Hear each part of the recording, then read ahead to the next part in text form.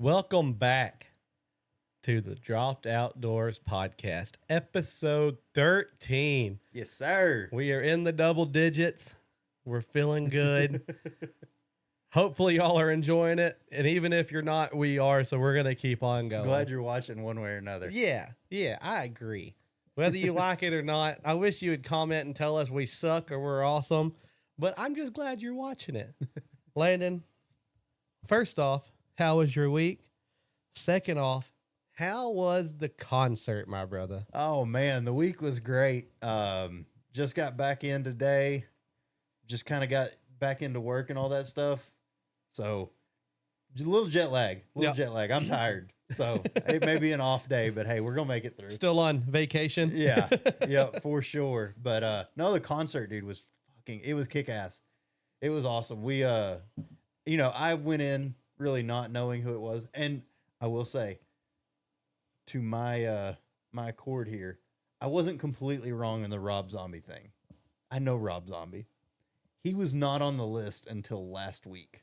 Okay, so the one you showed me when you brought it up had Rob Zombie. I was like, oh, that'll be a dope-ass concert. Rob Zombie puts on a hell of a show. Yeah. And you're like, Rob Zombie's not on there. I was like, yeah, he's there. No, he wasn't. It was, so they changed it. It was supposed to be... Alice in Chains is what you told me. Alice in Chains was one of them, and then there was actually a Motley Crue before that. Oh, okay. So they had switched it up twice before that, and then the last week they had to throw Rob Zombie in there. I think they got a benefit on that one. Dude, I'm telling you, I was like, yeah, this is way better. Mm-hmm. I knew maybe a total of 10 songs throughout all of the bands, and even with 3 Days Grace and Nickelback and all them there.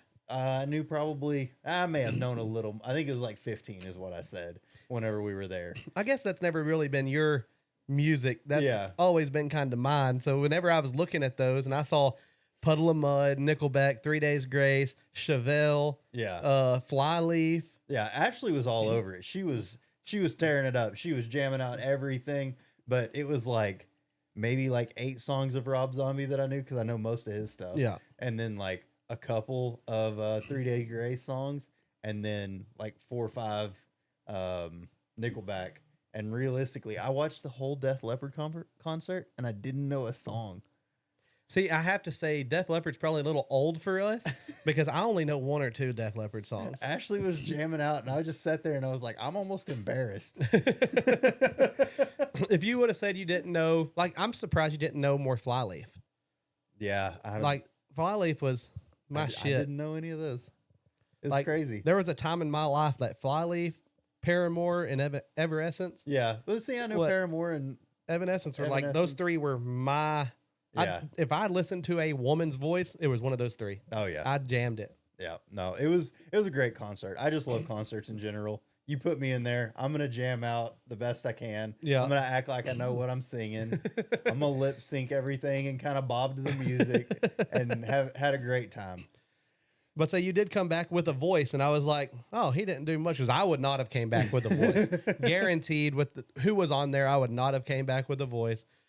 Who was the 2 headliners? Because it was a Saturday and Sunday broke up concert, correct? Nickelback was the main headliner there on Sunday. Def Leppard was the main on Saturday. Def Leppard's backup was Rob Zombie, and Nickelback's was 3 Days Grace. So that would be pretty dope. Yeah, it was. If you just took those 4, it was like, okay, that's pretty cool. Although I would probably think in my head that Rob Zombie was a better concert than Def Leppard. Oh yeah. Well, I say that. Ashley may say otherwise because she didn't really know Rob Zombie's music that well. Well, Ashley needs to get with the times and learn what real music is. I've had 1 CD in a truck for 10 years, and it's a Rob Zombie CD that Kenny made me when I was like 10 or 12. I've been listening to Zombie for a long time, probably about the same extent. But my thing is I fell in love with his movies too. Oh yeah. Like House of a Thousand Corpses, Devil's Rejects, that kind of stuff. So that really struck my Rob Zombie music thing. Yeah. Because he uses his own music in his movies. Yeah. So it's one of those that when I saw Rob Zombie, I was like, "You're gonna have a blast! Like that's gonna be." I would have known that. I was like, okay, that's a change. Whatever happened there, I don't know, but we're rolling. So whenever that showed up, I was like, hell yeah, because So where I guess my love for Rob Zombie comes is playing PlayStation back in 2000. Maybe not even 2000. It may have been like 97, 96. Playing Twisted Metal. All of his songs were on Twisted Metal back in the day. I didn't know that. Yeah, no, and that's where like I kind of took off with it, and Kenny played them with me, and then so he made me a CD whenever that was a thing. You And always count on Uncle Kenny to let you listen to music you shouldn't be listening to at 10 years old. Yeah, I had my Eminem CD at 10 years old taken from me by my mom, so that's you know how that goes. I remember when the Shaggy album came out with It Wasn't Me on it, and we ended up tricking my aunt into buying us that CD because the song Angel was on there. And she was like, oh, Angel, okay, it can't be that bad. So she never knew, and she bought us that CD, and we were really, it wasn't me. Oh, that's awesome. But, yeah. Yeah, we probably shouldn't have been listening to that stuff at 10 years old. Hey, you know, we turned out okay. Yeah, decent. I haven't been to prison. That's true. Me neither. Me neither. But saying my wife, we went to the Twins of Evil concert Yeah. couple times. Like, she is a big Manson, big zombie fan, but she even likes Manson, and Manson puts on a great concert, but nothing compares to the production of a zombie concert. Yeah. Like, they have their light shows, they have their screens, like the music videos on the screens and stuff like that. When Dude, you go to a pure zombie concert, They had shit that they were like walking out, and it was like robots and all kinds of crazy shit. yeah, And it was great. I will say, it cracked me up. He was like, walked out, and he's like, I don't know what the fuck I'm doing here right now. It's bright outside. yeah. And he's like, my lights don't come on. So he was like, this isn't normal. He said, I don't do light. I don't do this. Yeah. Because it was daylight outside. It was outside concert. Twins on the of beach. Evil, I don't think even starts till like 9 o'clock. Yeah. It is pitch black before their first song, whether Manson's first or Zombies first, their first song don't start till like 9 o'clock. You don't get out of there till 1 or 2 o'clock in the morning. Yeah. No, It is dope. he basically said that. He's like, I couldn't talk him into letting me have the late slot so I could get the nighttime. So here we are. The last concert we went to with Zombie, Manson damn near died on stage. Like, he overheated, and I don't know if it was drugs or a long time of drug use or what, but he like collapsed on stage in Austin and had to get carried off. Like, the dude put on and I mean, he was getting it. Yeah, just getting hell after of a it. fucking concert. But then he fucking collapsed, and we really thought he died. We were like, he's dead. Like, he's not even moving. They carry him off, and he like thumbs up it like an NFL player. It's like, I'm okay. Dude, I'm pretty sure those old rock stars, they just have body doubles or something. Because man, some of them are up there. Yeah, and they haven't lived a No, very easy, great Hell life when it no. comes to taking care of their body. drugs and whatever else that got thrown to them. Drugs, women, and alcohol, baby. Uh-huh. Love and rock and roll. Oh man, no, it was a great time. Was doing the 75 hard thing, so I had to get up, work out, run, walk, whatever, go to the gym, and dude, the people up there are interesting to say the least. And it was in where? Ocean City, Maryland. Maryland. Yeah, Maryland. I have never traveled across state lines to go to a concert, and you got on a plane to go to a concert. It must be nice to have a sugar mama that's like, you know what? Let's go ahead and spend 10 grand to go on a 3-day concert. Yeah. Well, and I really felt bad because it's not really my music. Yeah. And I was just going up there, had VIP. You're going just because she passes. told you you're going? Yeah, she said, okay, we're going. And I was like, yes, ma'am. Yeah, Hell yeah. got to pick your battles. That Yep. sounds like an easy one to let her win. Uh-huh. Dude. So one day, I got finished working out. I'm coming down. I get out of the gym is on the 22nd floor. Yeah. I was like, all right, this is interesting. Get you an altitude run in. Yeah. Well, I didn't do any stairs. I was like, no, I'm not doing that. So I went and climbed my happy ass on the elevator. And there is a guy in there. And he's like, you can tell he's a maintenance guy. But he's got like a small air conditioning unit on his little cart that he's bringing. Yeah. Or I guess he's bringing it back down to replace one or something. And I got to talking to him. We're 22 floors up. I'm going down to the first floor to go walk now.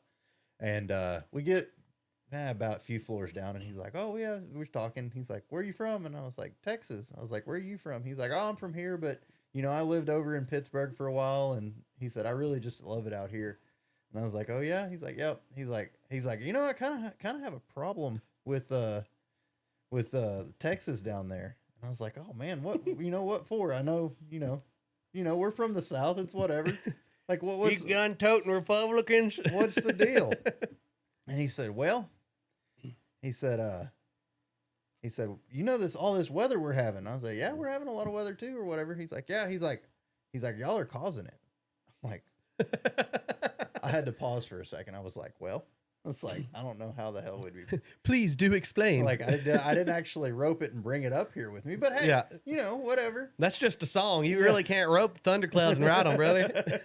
Yeah. So got to talking to him a little bit more, and he thinks that the rocket launches are causing or basically built to cause weather events up north. So it's not even changing weather patterns. No. We are causing We the are weather. we are pushing the weather up there to cause tornadoes and stuff. He said, "We've never had tornadoes up this direction my whole life, and now we're having tornadoes. And it's them damn rockets down there." And I was like, what went through my head is like, does this, like, okay, yeah, we talk about seceding and all this silly shit, but like, I don't think we mean any of it. It's just like, yeah, it would be sometimes. it would be kind of nice sometimes to get away from some of them damn people. But hey, it's like, whatever, it's kind of tongue in cheek kind of talk. But I almost wondered at that moment if he really thought we were trying to cause a civil war. Let me find out that Elon Musk is the cause for the next civil war, because he is freezing out and sending tornadoes to northern lands. Just the silent civil war that we never have to fire a shot. And that's the way it felt. They always said the South will rise again. Now they're just sending the weather up here. That's the way we're going to do it. That would have been the last way I expected. But there's no research being done, obviously. No.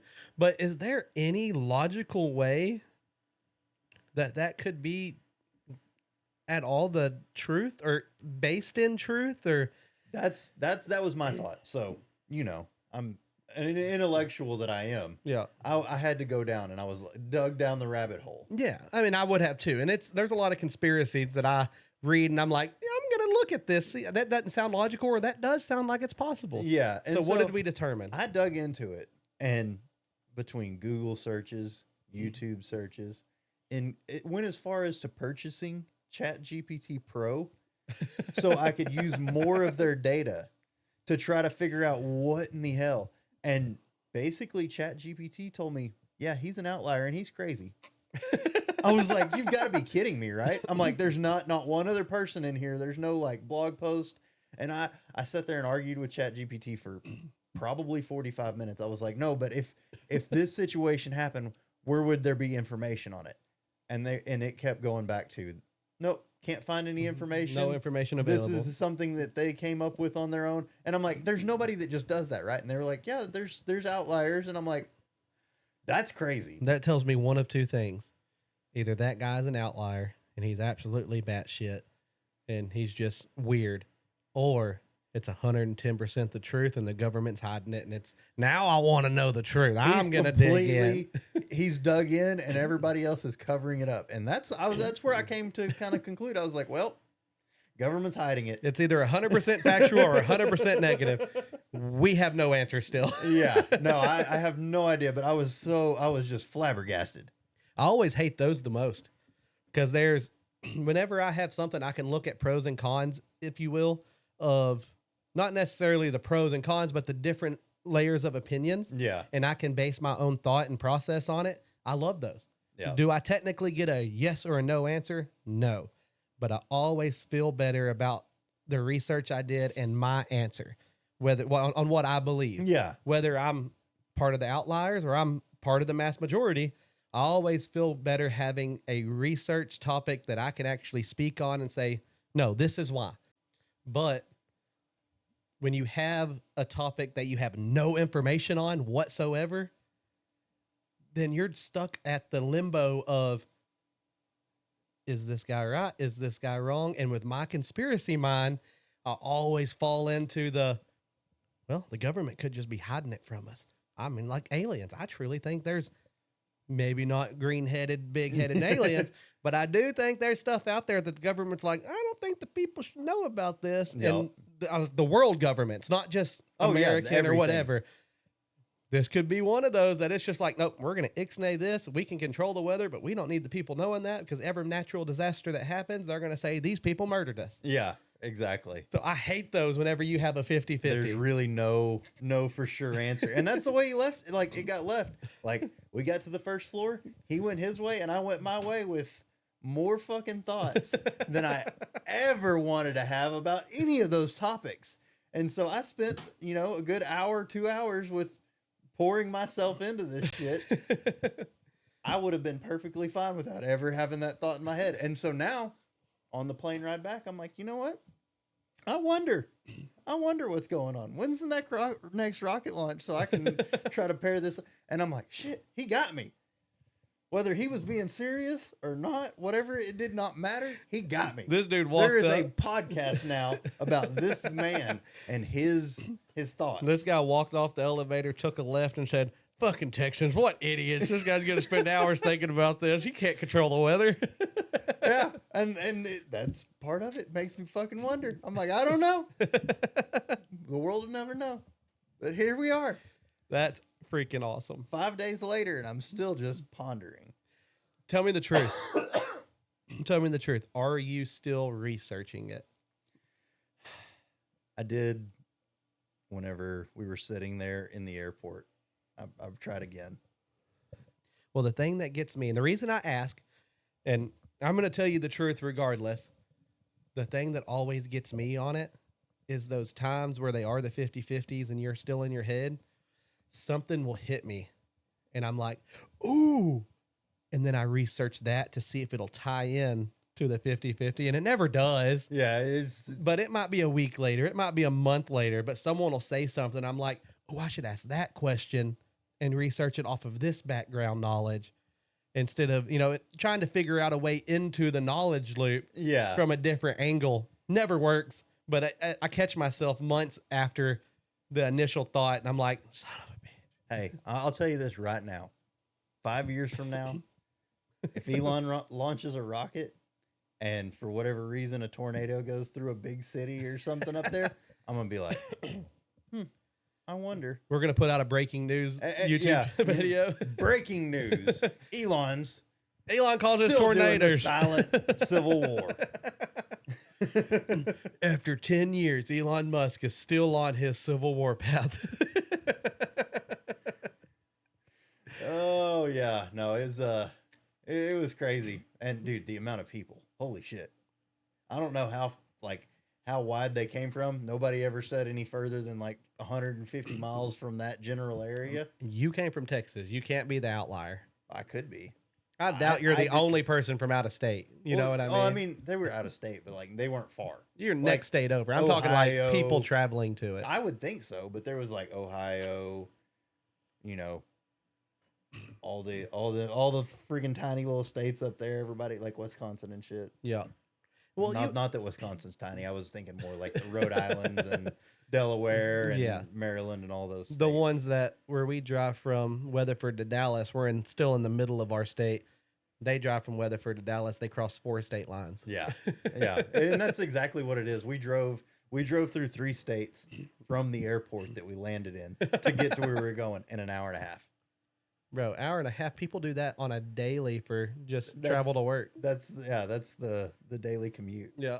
That's freaking Silly. Funny.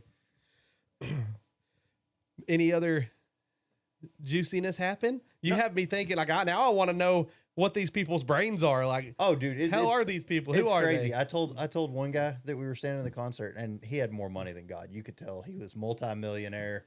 He walks up and he's like, he was in the platinum lounge, free food, free alcohol, all that stuff.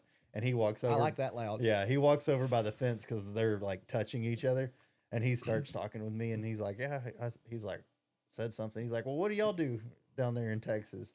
And I was like, well, I'm in the oil field. I do sales. And he's like, you're in the oil field? He's like, that's your job, the oil field. I was like, Well, yeah, I sell. And My job is sales just in the oil field. Just complete. He's like, well, you ride a horse? And I was like, no, I hadn't rode a horse in 15 I didn't years. say I was a cowboy. Which, said I mean, worked on a I ranch. know that's standard, but like the whole oil field thing threw me off.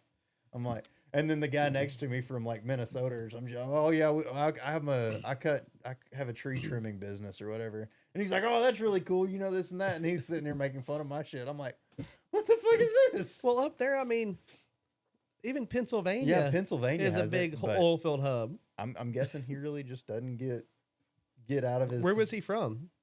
He lived there In Ocean Maryland? City, Maryland. Yeah, so I don't know. I don't know anything about Maryland except I don't want to go. So. Yeah, no, and it was okay. It was nice. It's not the nicest beach I've been to, not the nicest weather I've been to. Baltimore Airport, fucking nice. Is it? Like, surprisingly. Even with all the issues Baltimore's having right now? That's what I was thinking. I was like, oh shit, this is not going to be fun. Of course, you only see that on Fox and CNN, so who knows what the truth is on that. Yeah, no, I don't really know the truth behind it because we didn't like go search out the city or anything. Yeah. But the airport, so what they have out there, and I would compare it's not the same, but I would compare it to East Texas, the tall pine trees, that kind of stuff. Okay. So that's what they have everywhere. But the airport is So like, it's kind of pretty. The state would be pretty then. yeah, it's Okay. not a bad state. It's pretty. I did enjoy it. Then you go from pine trees to 5 miles from the beach, then it's beach. No palm trees, but just beach and stuff. So you got pine trees damn near on the beach. It's crazy. That is weird. It's I don't know weird. if I'd like that or not. It's strange. Like you immediately drive across the bay and you've got pine trees. Well, I say that's what's crazy is like in not Weatherford, in Texas itself, you drive from one side of the state to the other, you go through 7 different climates. Yeah. You know what I mean? So it's Yeah. like, I don't know if I would like to be able to walk 5 minutes down the road and be in pine tree forest to standing on the beach with my toes in the sand. It's almost inconceivable in my head without seeing it's it. inconceivable. Yeah. Trust me, because I drove through it at night the first time because we landed at 11:30 or some shit. Yeah. But drove through it and I was like, these look like pine trees in East Texas, but okay, we're going to the beach. When are we going to get there? And then we kind of get out of what looked like pine trees. And I was like, well, I don't know what the fuck that was, but we're on beach now. Cool, whatever. We didn't really leave that area for the next 3 or 4 days. And then when we finally went to leave and go back to the airport, it was immediately, and it was pine trees and they were huge, just massive. And I was like, all right, this is crazy. And then you would drive through parts and I guarantee you I couldn't throw a rock through the first layer of trees. They were so dense. That's insane. It was crazy. But like Baltimore, the airport out there, they basically just looks like they took the forest, cut a few holes in it, and that's where you land. And then they put shuttles in there to go from Here's your city. this spot to this spot to that spot. So like you land here, and if you want to go to get a rental car, you get on a shuttle, and the shuttle takes you to another, like through woods, and then to another spot that's kind of cleared out. And then you get out of there and you leave and you go back through woods. And I'm like, what the hell is this? It was the craziest thing I'd ever seen. And I didn't really like, I was asking Ashley because she got the window seat every time, obviously. And so, She's the boss. yeah. I'm like, where's the city at? And she like starts looking out of her window and she's like, oh, it's over there. And I'll look back and there's buildings and stuff. So I'm like, well, maybe we're just like outside of the city, but it's not like DFW. Yeah. It's like DFW, you get out of DFW and you're still in a city. city areas. Yeah. Yeah. It wasn't like that. You basically just, it's like they threw a damn thing. If we had to call it this way, you'd throw it out in Alney in the middle of the field, and that would be the DFW airport. And it's just out there by itself. You drive 10 miles, now you're in farmland and nothing else. Yeah. That's nuts. That kind of reminds me of Utah. Is that how it? Well, not to the extent of forest land and stuff like that, Yeah. but you're flying, all you see is mountains, and then you fly through like it looks like a cutout portion of the mountain, fly straight through there, and there's the city down in the fucking bottom of this, like in between the mountains, like in Yeah. the bottom. You fly into there, and then everything's on a grid. I guess Mormons like symmetry. Everything is square. Like that was the joke that everybody was telling me. They're like, "Hey man, if you make a wrong turn, just make 3 more, and you're right back to the same spot." Because like everything is like squared off. Everything is its own grid. Yeah. So like you literally turn left, you should have turned right. You make 3 more left turns, now you can turn right and you're right back on the same road. Everything is squared off. So it was like really weird in that build, but the concept of looks like something was just, you know what? This is a good place for a city. Boom, here you go. Just dropped. Because as soon as you get out of the city in Utah, you're in the mountains. Yeah. Like you drive an hour and you're in the mountains. Like you're in the wilderness. Like it's there. Yeah. And that was the same concept because I was like, so what is there to do around here? And they're like, oh man, anything you want to. Like we can go left, right, front, back, and you're in the mountains. Yeah.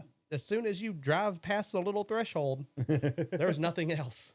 No houses, no nothing. And that's crazy to us, I guess, because where we're at, it doesn't you drop anybody in the middle of Dallas or Fort Worth or our airport, any one of our airports, and you send them in any direction, and there's city.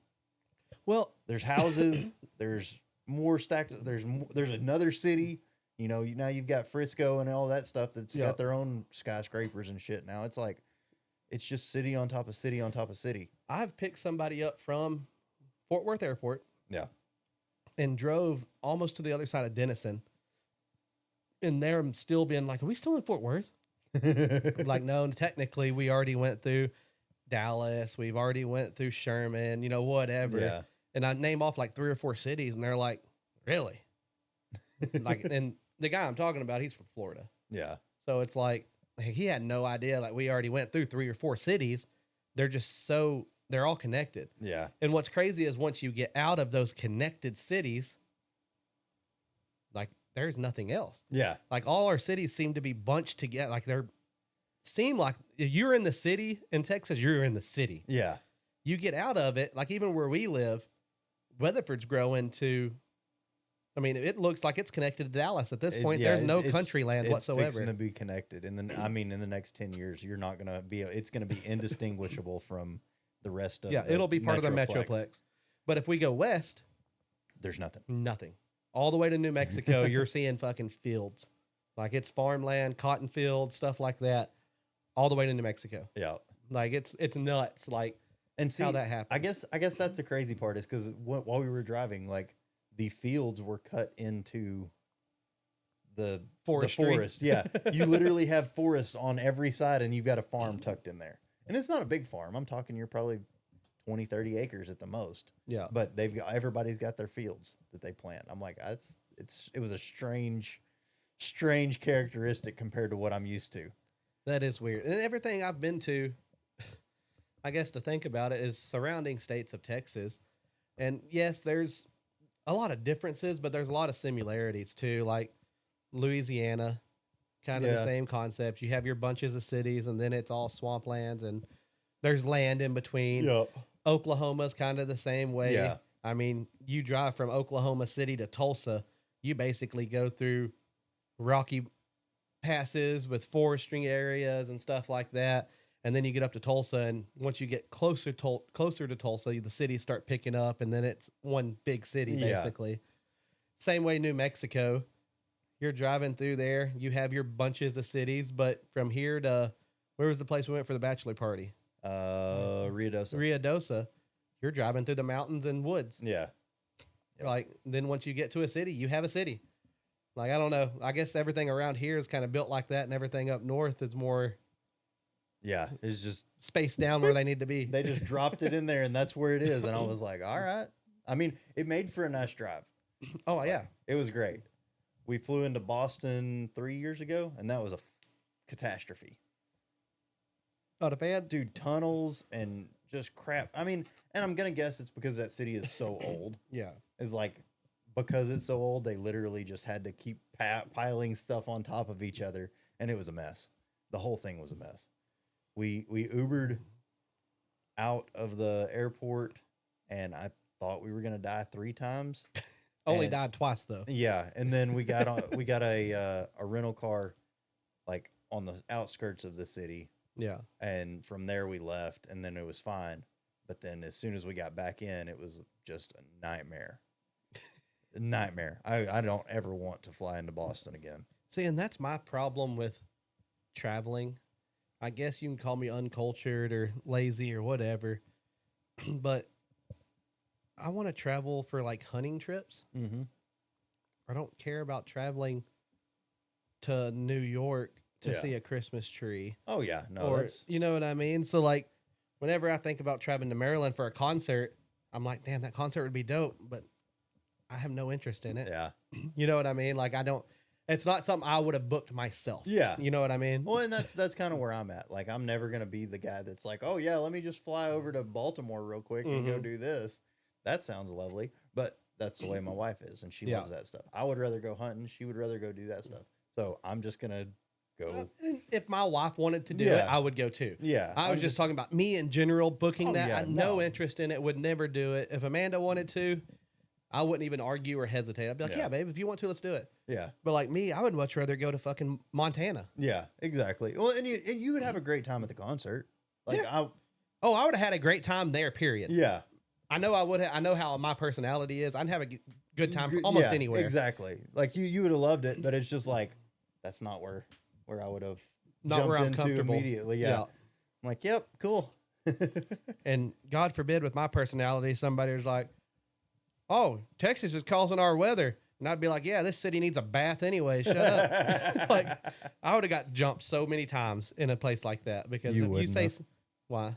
Because there's like 3 people there that were bigger than me out of 70,000. Well, it was strange. We'll figure out which one wins, 100 midgets versus 1 gorilla or what. We'll put it to the test. Yeah.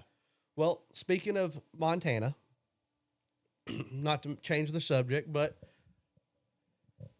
the last episode we did, everybody seemed to really enjoy the questionnaire and the informational side of what we did. So I'm going to try to start bringing that into it, where I'm going to ask questions, and I don't want you to think of putting you on the spot because these questions aren't going to be a right or wrong answer. Yeah. I'm going to ask more of opinionated questions where I want your exact opinion on it, go into detail as much or as little as possible as you want to. Just answer the questions. Okay. So I'm going to try to build, anywhere from 5 to 10 questions to go over each episode. Because like I said, everybody that's watched it, that's given me input, seems to have loved that situation just for the informational fact of it. And whenever we go into breakdowns on guns, calibers, ammunition, hunting itself, people like listening to it, I guess. So with I understand that. I mean, me personally, I like listening to my own voice, so it's whatever. As long as I get to talk, I'll talk about whatever y'all want me to talk about.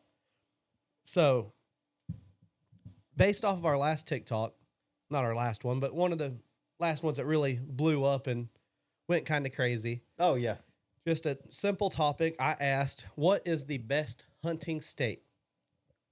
We already kind of have our list for this year that we're going to record videos at. Yeah. So my question is, what are 2 or 3 you want to put on the agenda for next year, excluding Montana? Okay.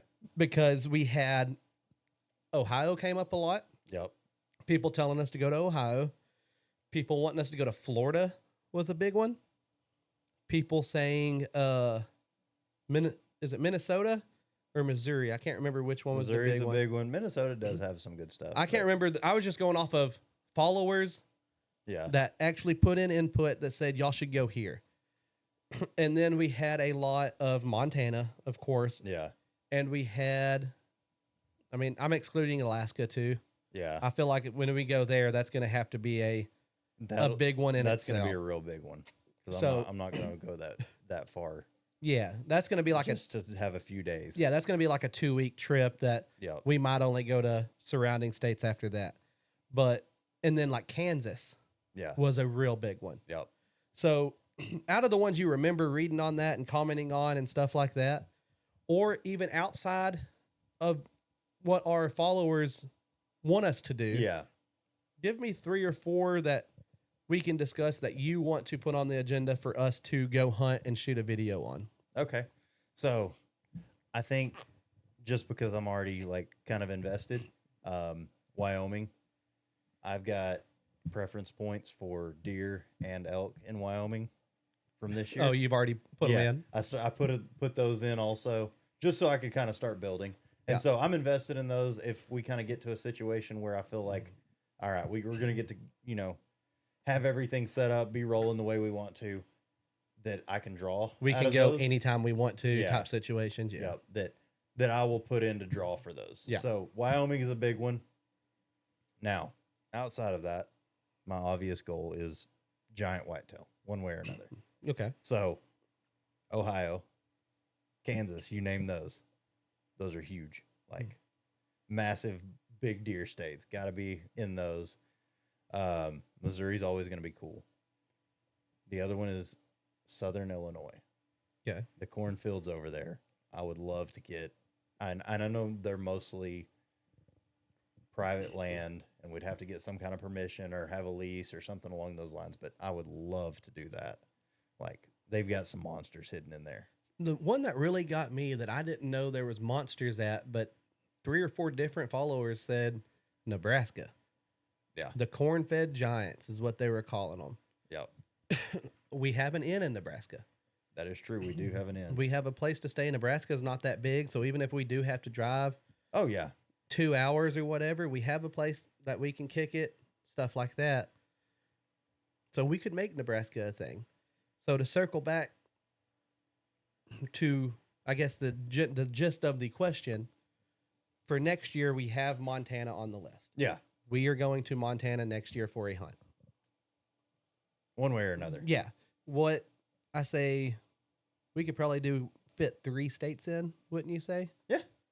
Like affordably, like the way we live right now, we could afford 3 states to go hunt in. Yep, exactly. Now, if y'all like, subscribe, and share and blow us up, maybe we can afford a few more. Yeah. And y'all like, subscribe, and share a lot more. We'll bring y'all out with us. Hey. Like we will come to the state of recommendation and y'all can come shoot with us. We'll figure it out. Hell yeah. So Montana is on the list. Yeah. The only one I would like to do outside of your realm, of course, yours was a little different because you want monster whitetail. That's my main goal. I want to do a iguana hunt. Okay.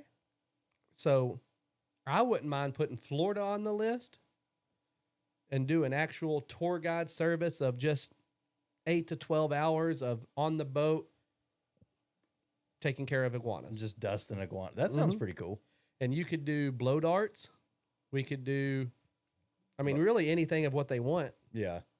But I think iguanas would be a dope hunt and a dope video. Yeah, that would be really cool. I like that idea. Have you seen, and I don't know if this was exact, I'm pretty sure it's iguanas. Have you seen the guys that built, I want to say it's a Nissan, but they built a rig to like, that leans out over the canals. And basically a guy stands up on the platform out there and it drives down the canals and he shoots the iguanas out of there. I have not seen that, Let me see if I can find that but real I'm quick. in on that. Built Nissan, huh? I think. Isn't Nissan Japanese? Oh, yeah. So the Japanese people are now switching to iguana hunting. Iguana cage?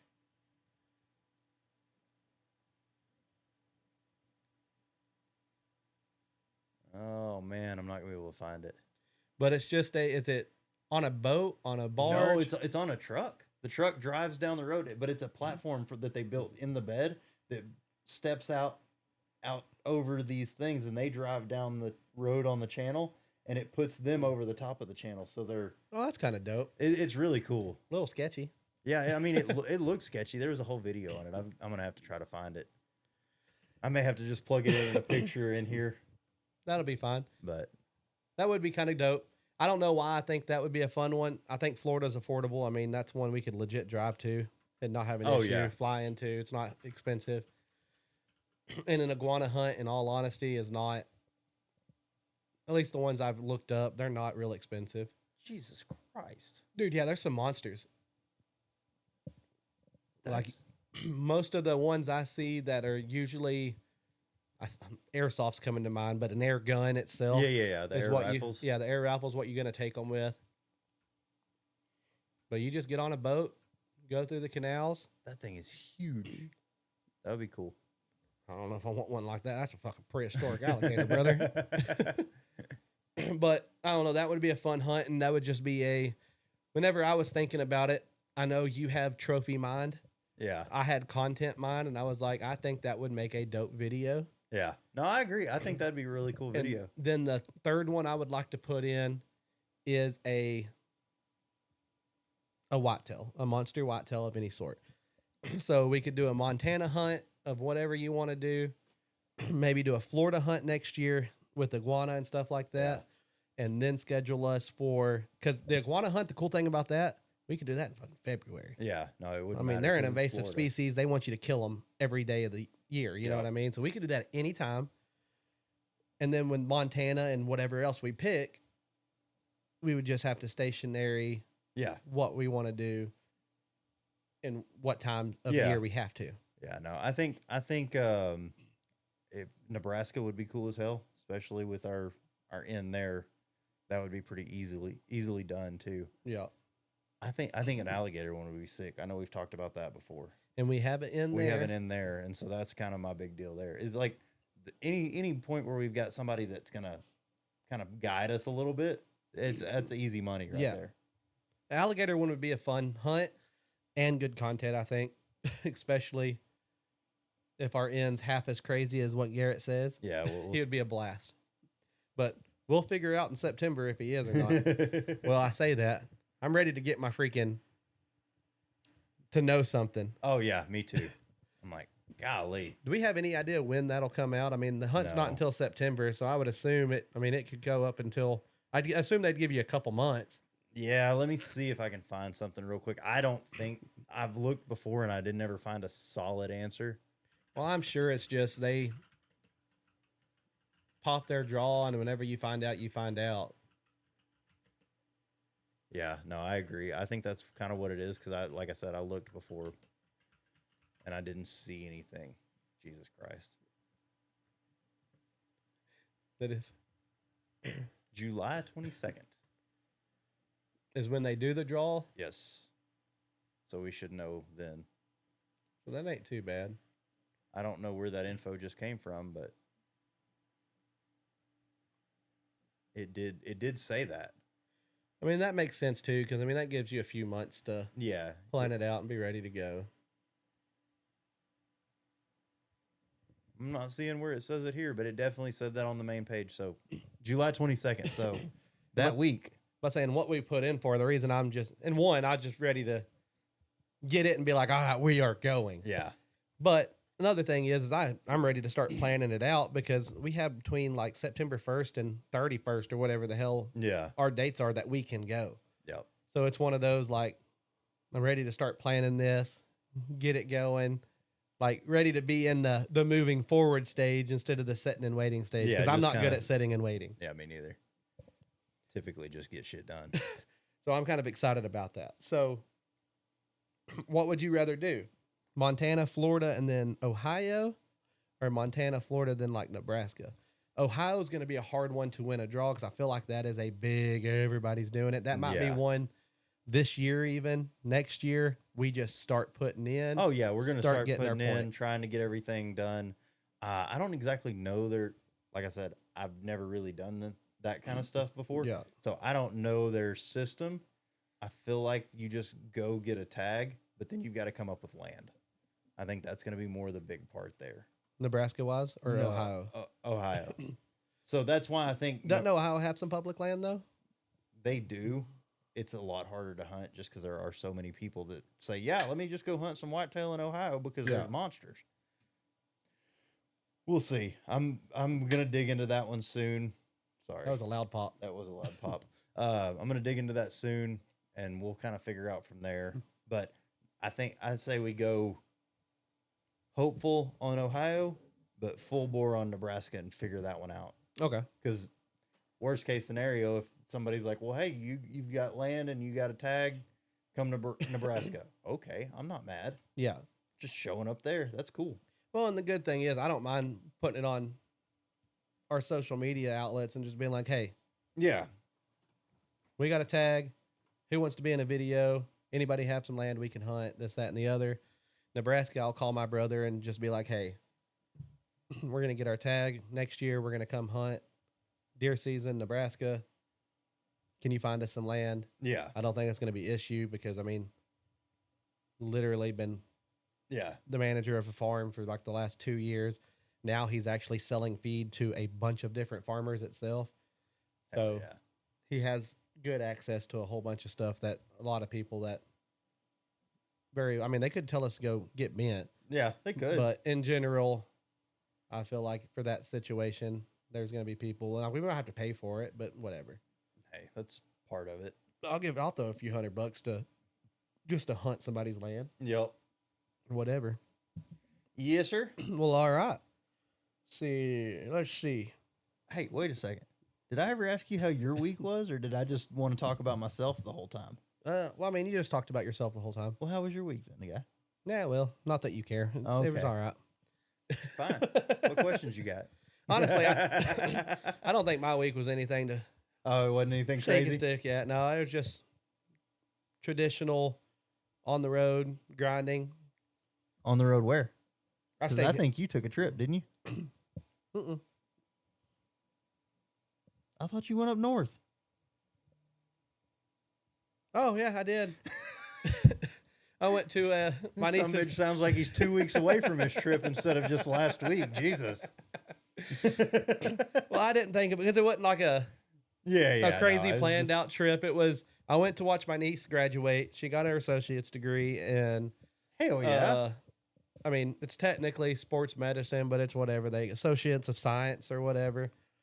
In Kansas, so I drove through Oklahoma into Kansas, went to the graduation, woke up the next morning, came home. Okay. So it's like I said, when it comes to a trip, I really didn't take a trip. It was more of a You drive- just went up there to see her. And, I didn't even take time off. Oh, okay. I just left, made it a 2-day trip, which sucked for me. Everybody yeah. else that's just riding, they were like, "Yeah, cool, whatever." Me, I'm driving 6 hours there, 6.5 hours there to the college, going to the graduation, eating dinner, waking up, driving 6.5 hours back. Yeah, that does kind of suck. But Yeah. I just knew you left. I don't honestly, I don't know if I asked what you went for or if we talked about it and I've forgotten since then. No, but I did. People saying that there's a bunch of monsters in Kansas. Yeah. I'm interested in going to Kansas just to see where. All I saw was fucking refineries and cities. That is it. Like legit from Wichita to Heston, Yeah. I was in Metroplex. There was no country land that I'm used to. So are there monsters where I have to go knock on Jim Bob's his front door and say, "Hey, can I go sit in your tree?" Because I don't know where. Ooh. So maybe I just need to, that's the only reason I'm interested in Kansas is where are Yeah. these monsters hiding and where's the country land at? Yeah. I mean, it Well, looked like, you know how in DFW we have industrial Yeah. avenues and boulevards and shit, that it's all industrial equipment. Yeah. Like everybody is industrial is there. That's how this whole state looked that I drove through. Oh shit. It was all industrial manufacturing pretty much everywhere Huh. that I saw. That's crazy. And they might not even been working. They might have been shut down for fucking years and condemned, but that's Yeah. what it looked like. But it was just stacked on top of each other. Yeah. Huh.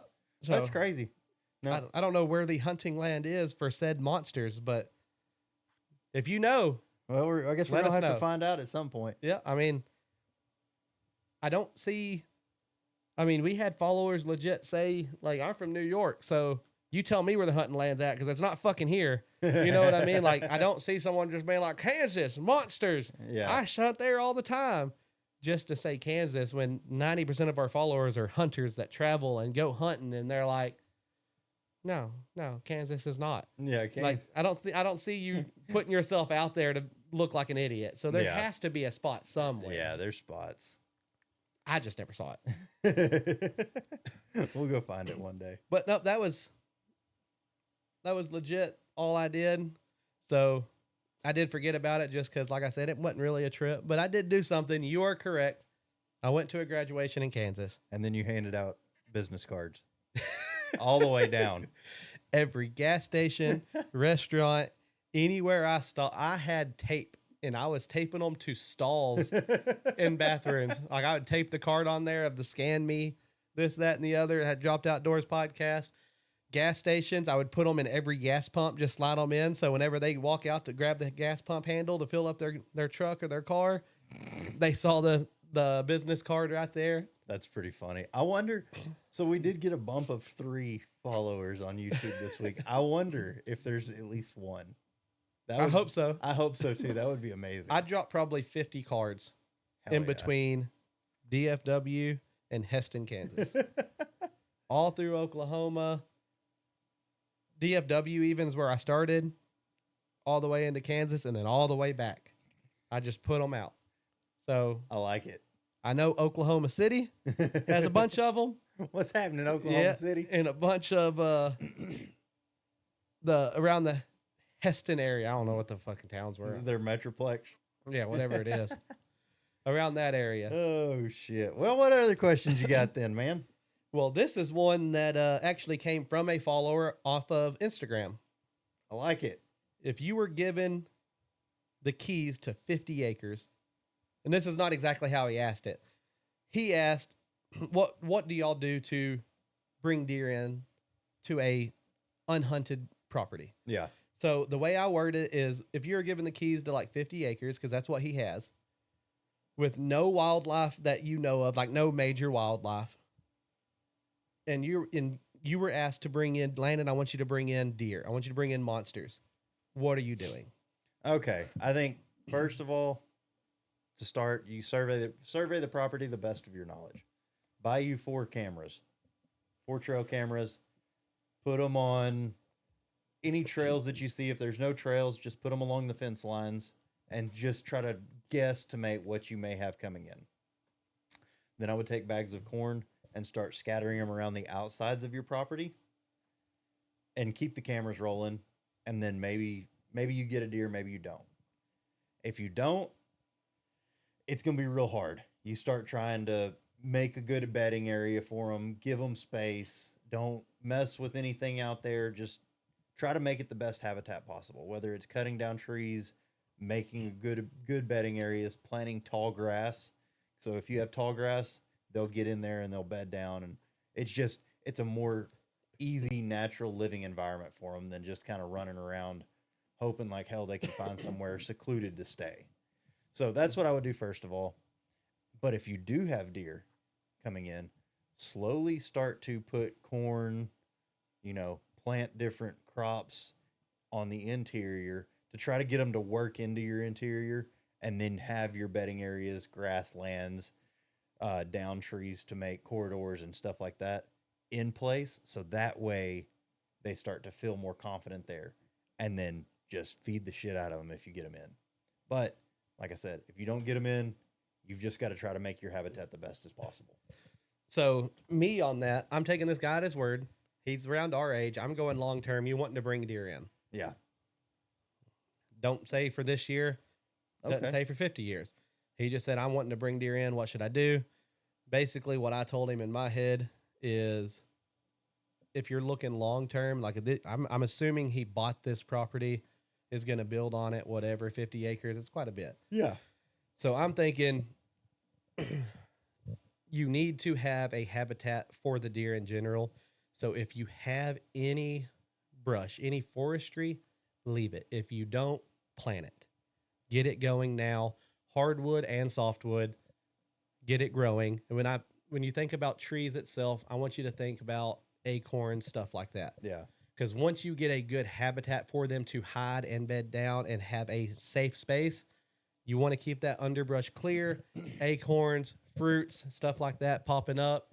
Because you have it all destroyed and everything like that, they're not going to be able to get to the natural food sources they would have in the wild growing in. Yep. Keep that. Same concept as Landon. Get your cameras up. You want to be able to see what's going on. Corn, necessary. I feel like the more corn you can put out, the better. Start scattering you out some salt blocks as well. Yep. Salt blocks work wonders in my opinion. And then if it's only for your house and you have nothing else really to do with the land other than you want to hunt it, find you whatever crop grows where you're at and a year-round crop you can constantly go year after year, and you're not going to worry about, and food plot that thing. Yep. The more natural foods you have, the more wildlife that is going to come in general. Not monster bucks, Just not animals in general. The more food they have access to and water, they're going to come in. That was the next thing I was gonna say. Is if you don't have any water on your property, build a tank. Yeah. Immediate. Like that should A have been small tank even. That should have been first and foremost. If there is no water on your property, make water. Yeah. It doesn't have to be a lot. I don't care if it's a 15-foot wide hole in the wall, as long as you can make it hold water. I don't care if you put a tarp down under it and make it to where they can easily get water. Whatever it is, if that water's not there, they're not coming to your property. They don't care. If you have 50 acres, you want, in my opinion, you want 48 acres to be 100% ready for wildlife. Yep. You don't have to do it around your house, but from where your back fence line stops to where the acreage is for hunting, food plot that entire thing, make it where wildlife wants to come in, have them a place to live and to take shelter, coverage itself, keep that cleaned and like nice. That way undergrowth will start to develop. Yep. Of natural undergrowth where they're going to be able to eat and thrive. And then your corn itself is where you're going to want them to come to for your hunting. Yeah. Where you're going to be. But I would set up 48 acres as legit wildlife habitat, quote unquote, to bring in as much wildlife as possible. You have your water, you have your food plot. They're being able to eat all over 48 acres worth. They have their salt blocks. They're coming in all those places. Then you're setting your corn out in specific locations for hunting, probably close to where the forestry, if you will, would be. That way they're coming straight out. They're not having to walk 30 acres to get to your corn. Yep. They're coming out of the woods, straight to the corn. They're eating, they're going back in. You're setting up those time frames of where they're coming out. That's what's going to start to build and start having them come at a regular time frame. But you set up 48 acres worth of, you can go anywhere on this property. You're going to be able to find food and water. They're going to come in. Yep. Oh, and go good cell phone or cell cameras with good solar panels. Don't pressure them. Because if you're sitting out there and you're walking at property every single day, they're going to learn to avoid it just because you're there. You put the cell cameras out there with the solar panels, so you never have to go out there unless it's to add more food, add salt blocks, add water, whatever you want to do like that. It's bare minimum contact with these deer until you've really got them coming in hard and heavy. Once you got them coming in hard and heavy, you can go out there on a daily basis, and then as soon as you leave, they're coming back in. And then I guess my last tip is get rid of all the cedar trees. I don't know why. They hate cedar trees, won't go near them. Just get rid of them. Period. Yep, I agree. And to piggyback off of what you were just saying, what I was going to say, the least amount of contact you can have with your hunting area, the best. Yep. My thought process is the same way as Landon's. Get something where you don't have to fuck with it, because you said wildlife. You didn't technically say deer. You did example deer, but when you're talking wildlife, if you have turkeys coming in, put something out there, research where you're going to put your cameras, your feeder, blinds. Don't touch them again. Yep. Because I promise you right now, at least in my area, you move a feeder, your turkeys aren't coming back for a month or two. No. They will know when something's different, and they will avoid it like the plague. So deer, not so bad. Now, granted, I have moved my feeder and cameras, and even with my deer, where I might have 15 to 20 on a picture, it's 3 or 4 days before I see one. Yep. And when you do start seeing them, they are staring straight into that camera that you moved, knowing, I know what this is. It's not going to hurt me, but that's not where it's supposed to be. Yeah, that's not normal. It's not what I'm used to. Yeah. They know.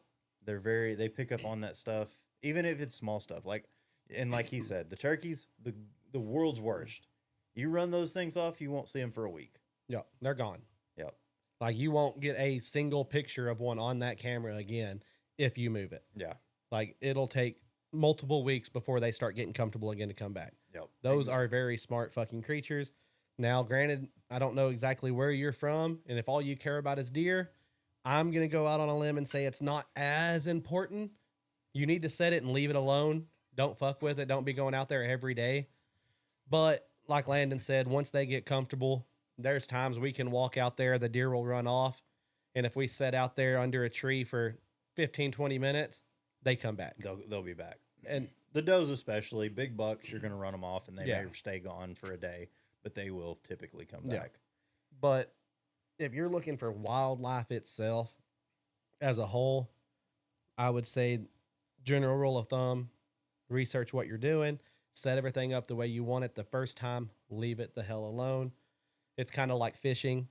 If they're not biting, you don't just instantly change your lure. You change your depth, you change your speed, you change your casting location. Yep. You don't just rip the lure off and throw on another one. So it's same concept.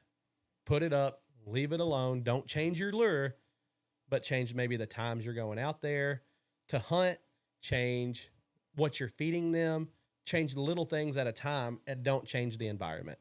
But I feel like if you make a food plot out of 48 acres where they are comfortable in 48 acres and they know they can get food and water, stuff's going to start coming in, and they're going to continue to come in. And at that point, when stuff feels safe and they can feel like they can move around like that, they're not going to go anywhere. Yeah, no, that's their home range. Yeah. And the more comfortable you can make it for them, the more they show up there, and the more they bring other deer in, bigger, smaller, does, all of it. Yeah. And within 5 to 10 years, long game wise, you're going to be set up kind of like we are here where, hey, I need to shoot 5 does this year to be able to boost my production of, what I want. I need to take away some does because I have 25 does and 7 bucks. I need to manage that. So it's one of those situations within 5 or 10 years, you're going to be in the same situation where you're going to be having people, hey, I need you to come hunt out here and take 2 does. Yep. Whatever it is. That was good answering, Landon. I like that. I do too. I love the management aspect, which that's kind of how we ended up fucking here in the first place. Yeah, absolutely. I mean, that was I where was, it first started. I was more wanting on the management side, and here we are with the podcast. Yep.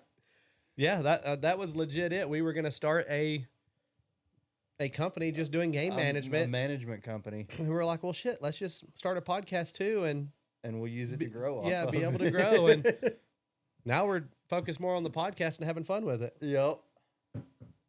So I'm going to stick to one more question because we are getting a little shorter on time.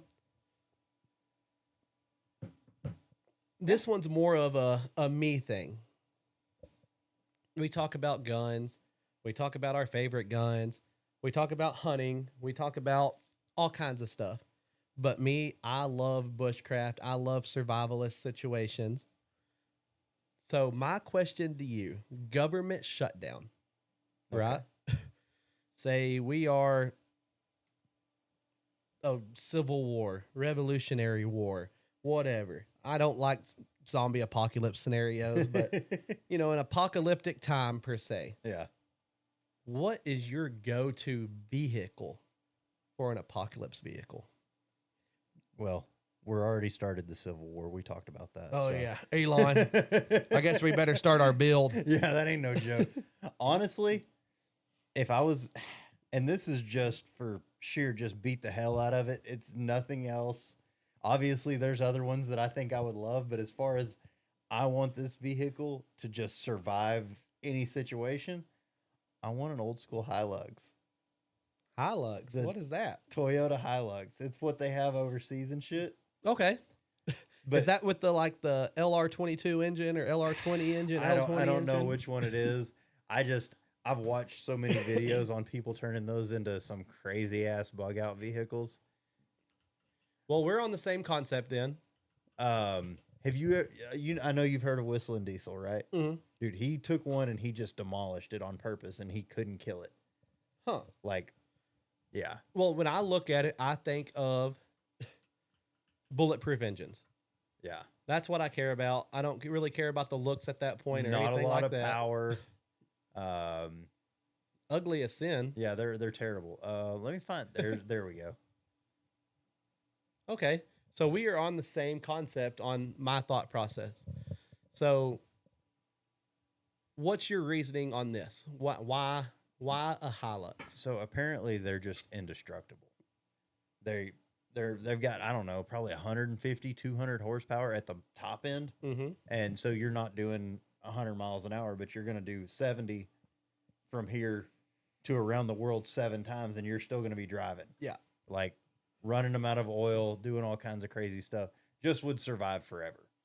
Okay. That's my main thing. I'm not a mechanic. If I was a better mechanic, I would pick something that was more horsepower, make more torque, all this other stuff, and be able to do more things. But that right there, you're not going to stop it. And see, that was my thought process on it. I'm a general maintenance kind of guy. I can change tires. I can change my own oil. I can make sure I can change belts. You know what I mean? Yeah. I'm not tearing an engine out and I'm putting not another going one to back rebuild in. another engine. Yeah. So whenever I was thinking about it, I'm on the Toyota train or a Jeep train. Yeah. Those 1980-ish, both of them, I do believe. Yeah. But the 4.0 Jeeps, Yeah. those old school ones, those things, they 400, 500, 600,000 miles. Yeah. Like Unkillable. they're bulletproof engines. Like you are going to have to wreck it to destroy it. Same concept. I'm not on a Hilux. Yeah. Hilux. I am on a Tacoma train, but you can look up 1987 Tacoma and put in like L20 engine.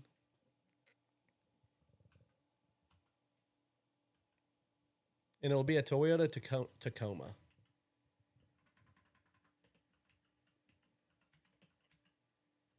But And what'd you call it? it's like an L20 engine or something like that.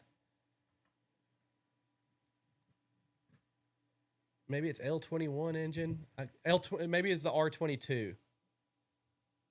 Oh, isn't that like a Freon?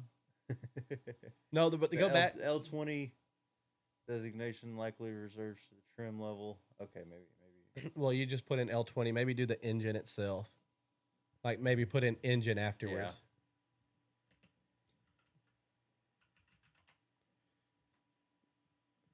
Yeah. Maybe that'll give us some sort of.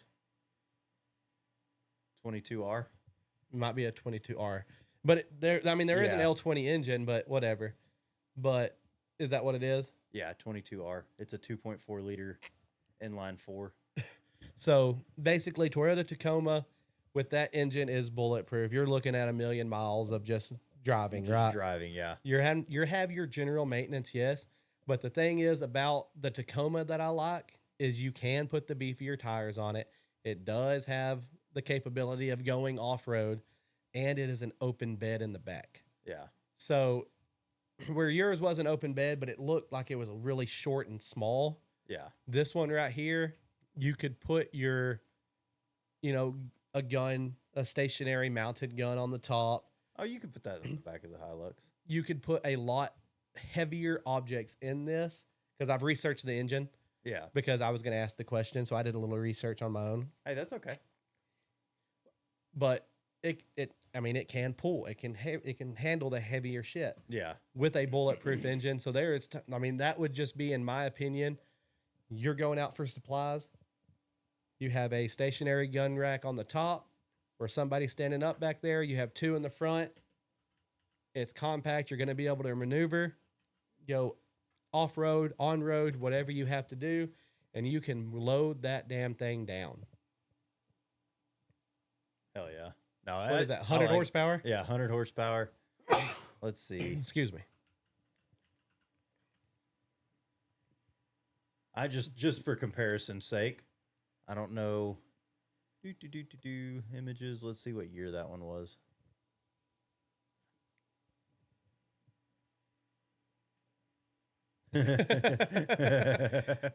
Yeah, see, that's what I'm talking about right there. Is that a Hilux? That's a Hilux, yeah. All right, I guess I can pull that one up. Bam!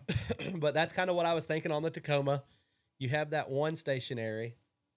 Which the Tacoma is going to be a better choice for here because you may actually find those. You're not going to find a Hilux over here. Oh, really? They're imported. See, and I was thinking about, whenever I was doing my research, I was thinking about easy to get. Yeah, for sure. And I did type in Toyota. Like, because in my head, when I think bulletproof, I think Toyota 90% of the time over everything else. But then that Jeep popped up, and I was like, okay. I mean, you're looking at 400, 500,000 horse or 400, 500,000 miles. Oh, okay. Here we go. 2-liter, 83 horsepower diesel engine. Diesel, in my opinion, is Diesel. always better. The diesel horsepower. Hirsch.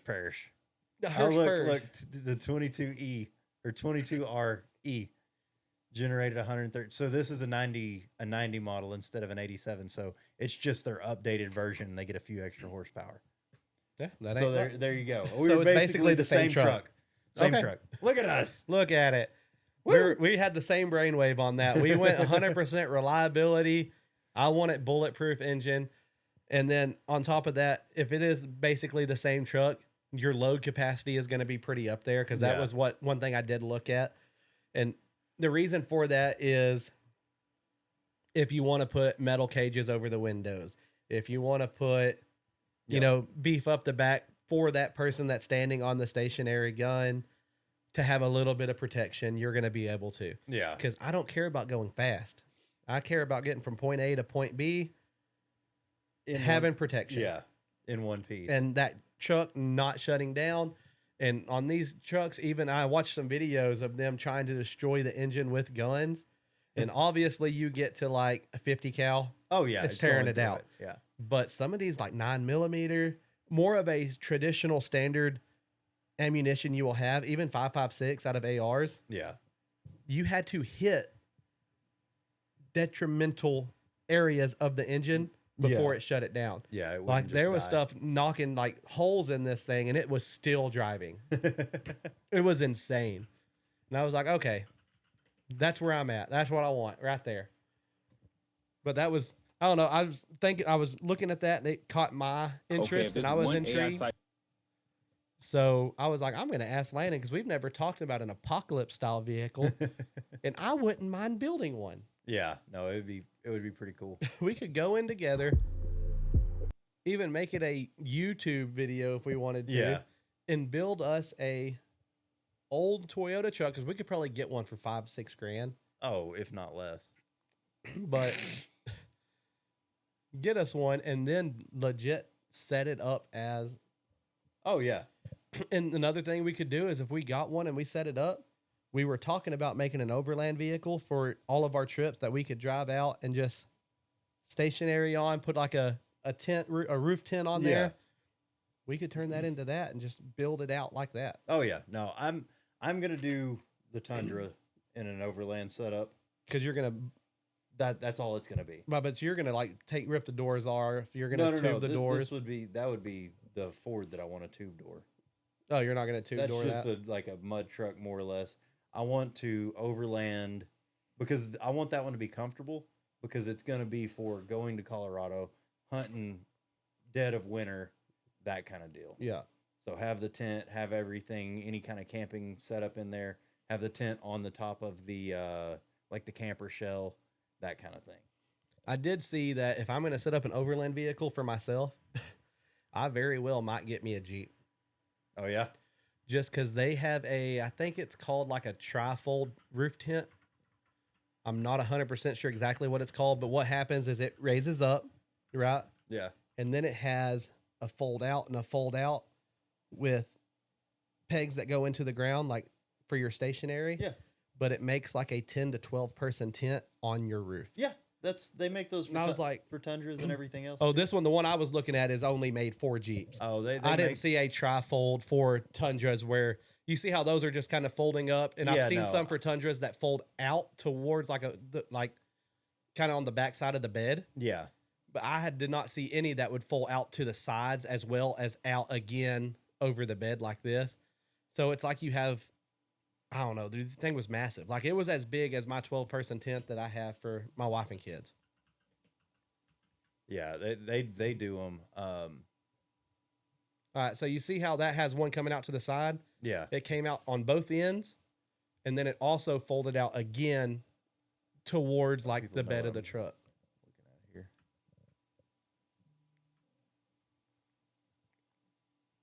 Yeah, so basically you can take those tents, any of them, Yeah. and just pop them on top. So I want to do a camper shell on the back of the one that I'm well, I guess I could expand this out a little bit. Bam, right there. Here, So you kind of can see now. a tent area over the top of the tundra, and everything else can be inside of it. Yeah. That kind of deal. I want to do a camper shell and then a decked thing into the camper shell because the decked one has the little drawers that pull out. And then on top of the decked system, they have a. I'm gonna buy a deck system for my truck. I like you need those. to. They're dope. And then on the top of the deck system, they make a big. The hell was that? One of your dogs. Oh, fair enough. So big slide thing that pulls out from over the top of the deck system, and then you can put all of your camping supplies in there. So that comes all the way out. And then on the camper shell that I want, both of the sides flip out so you can access the sides of the beds. Huh. From that way. I've got it all planned out in my head. It's not going to be cheap, but it's once I get the motor replaced, it's something that's going to last forever. Yeah, and what it was saying on the one I was looking at on the Jeep is the reason you could probably put it and rig it in the exact same tent onto a pickup, but the reason they said it couldn't is because the Jeep goes all the way back where it's a roof rack for a pickup. So it's setting on the roof. That's where your main base is, where this one starts at like the front windshield and goes the whole length of that 4-door Jeep because it has the camper part of it. Yeah. Well, and that's what I'm going to do, or that's what I want to do. I want to put the camper shell on the truck anyways, like that. Yeah. So you got the whole roof, the whole back.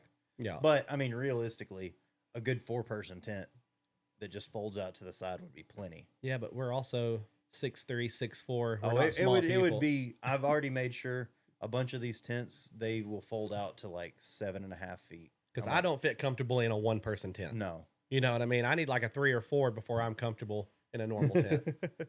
So I don't know how they judge their person tents, but they were big enough. I made sure of that because that's my biggest deal. I'm like, I can't. You got these ones that just fold straight, like we were talking about. They come up. They're 6 foot tall or 6 foot long. I'm like, I'm gonna curl up in a freaking ball, and have to sleep that way, and that's not gonna happen.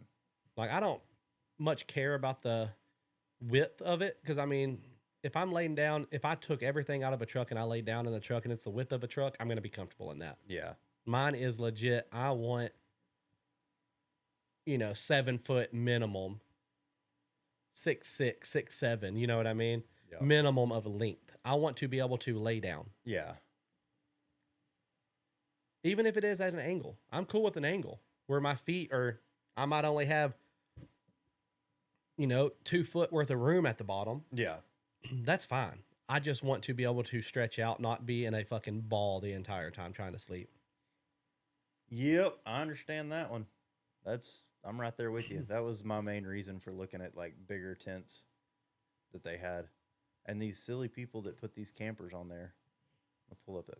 Oh, I didn't want the old tiki talk. Oh, like the legit pop-up campers yeah, on there's the just truck? a little camper in the back. I'm like, I can't fit that. Like, who's fitting in that thing? Even if you're talking this big one. Well, I mean, all the campers I've been in. Oh, that's not it. Is you pretty much just crawl in there and sleep on top of your roof, and the back part in your bed is really just space to crawl in and store stuff. So I mean, you have more space on leaving your bed alone and putting a overland tent on it. Yeah, and that's kind of what I was looking at there. As like, I don't see what you're doing much of down here at all. Like, there's not much room down there. No. The only thing I can think of is if you have things that came out the side. Yeah, that like a cook station that came out the side of your camper. Yeah. Cool. But for our shapes and our size, we're not going to be able to maneuver in that any better. No, Might as well keep your bed, store it all full of shit, get the deck system, stuff like that, and have you a tent on the roof that you can sleep in. Yep. That's my plan whenever I go to doing this thing. And I've honestly thought about trying to find me an older flatbed. That would be pretty cool too. And just turning that entire flatbed into my tent area. Yeah. And just having like a single cab truck basically with your big ass flatbed on the back, turning that entire flatbed into your tent. Yeah. And that's where you roll with it. But you do that, you lose out on your storage. Yeah. Now your storage is kind of like, where are you going with it? Yeah. But still, I mean, I'm sure you could figure that part out. Back, you went 4-door truck. You've got the whole back seat. Yeah, that's true. Still a lot of storage. And let's be real, 90% of the time when we go anywhere hunting, it's us two. Yeah. Yep, exactly.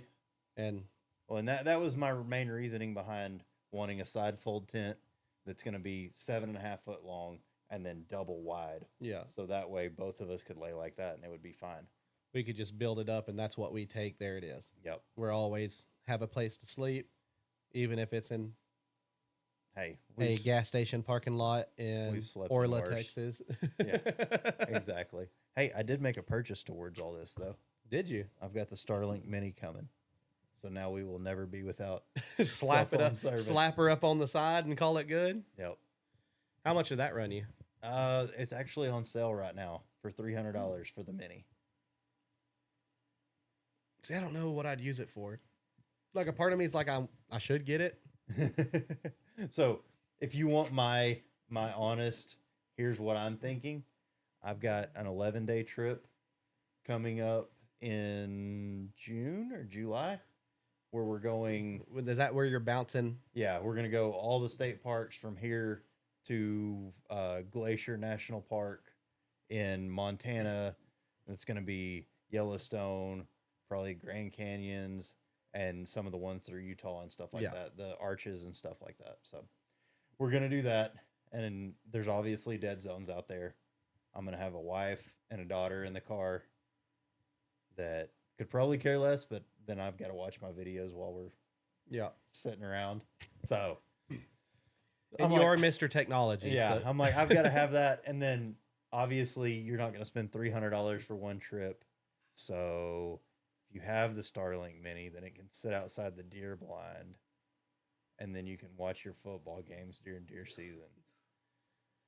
I hate you so much. I got it. I couldn't get cell phone signal out there, so We're just going to go with Wi-Fi. we're just going to go with Starlink. I hate you so much. I really do. I know. The fact that you have pretty much AC in it, you have capabilities to charge your Game Boy and shit like that to play video games while you're hunting. And now you're going to be able to play a hunting simulator online while hunting. Is kind of ridiculous. It is ridiculous, and I love it. I'm so excited. You're kind of losing the reason of why we like being outdoors. Sort of. You're getting old. But Your comfort is becoming before the thrill of the outdoors. But we've always talked about this. Is like, I can do that, or I can just go throw my ass in the brush and be like, "Yep, this is cool too." That's my thing. You're gonna lose that part of you. I don't think I'm gonna lose it. You're gonna have so much fun playing your Wi-Fi video games while hunting. We're gonna be like, "Hey, Landon, we're gonna stalk this year," and you're gonna be like, "I'm not. You go have fun. Y'all go that way, and then bring them back around to me. I'll shoot one this way." All right. Oh. We're an hour and 8 minutes in. I'm gonna cut it right there. An hour and 8 minutes. We're at an hour at 21. Oh yeah.